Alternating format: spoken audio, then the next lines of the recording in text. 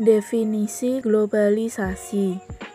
Globalisasi dapat diartikan sebagai sebuah proses di mana batas-batas dalam suatu negara menjadi sempit karena adanya kemudahan dalam berinteraksi antar negara, baik perdagangan, gaya hidup, informasi, maupun dalam bentuk interaksi yang lain. Globalisasi produksi. Globalisasi produksi atau bisa disebut dengan globalization of production mengacu pada tren di kalangan bisnis internasional, terutama perusahaan multinasional yang mengambil keuntungan penuh dari faktor-faktor produksi negara-negara tertentu untuk membingkai kebijakan manufaktur global mereka. Misalnya, beberapa industri padat karya seperti tekstil mengalihkan fasilitas produksi mereka ke negara-negara dengan biaya tenaga kerja yang lebih murah. Relokasi ini memungkinkan mereka mempertahankan keunggulan kompetitif dari sisi biaya.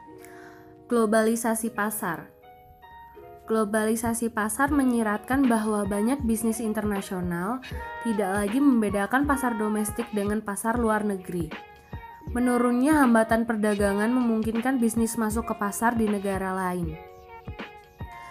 Teknologi baru juga telah memperluas jangkauan media global dan mengurangi biaya komunikasi. Akibatnya, selera konsumen mulai homogen, menciptakan pasar global untuk produk standar. Yang selanjutnya yaitu demografi ekonomi. Dalam demografi ekonomi ini yang akan dibahas mengenai perubahan demografi ekonomi dunia. Sebelumnya, kita harus mengerti terlebih dahulu apa sih arti atau pengertian dari demografi. Demografi dapat diartikan sebagai tulisan atau gambaran tentang penduduk, terutama tentang kelahiran, perkawinan, kematian, dan migrasi. Di dalam demografi, pertumbuhan ekonomi merupakan salah satu topik hangat yang kerap menjadi sorotan dari berbagai pihak. Naik dan turunnya angka pertumbuhan ekonomi seiring dikaitkan dengan kondisi penduduk di wilayah tersebut, di mana penduduk dengan jumlah yang besar selalu dihubungkan dengan berbagai permasalahan yang terjadi.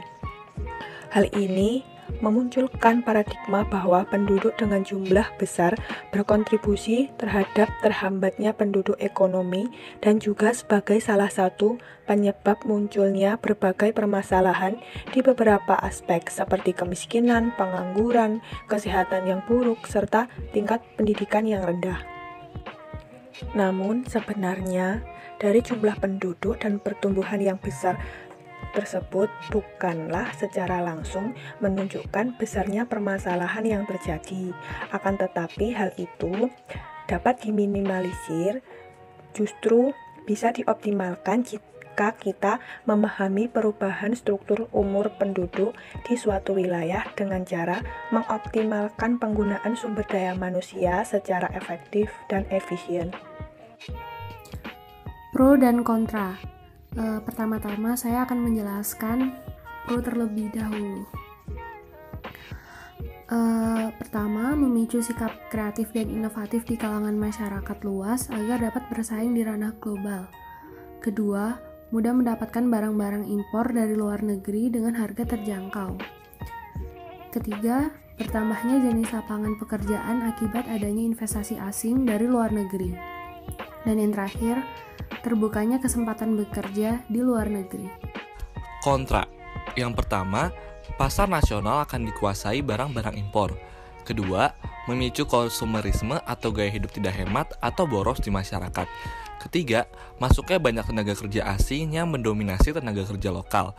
Dan keempat, matinya usaha-usaha lokal karena penjualan barang di luar negeri.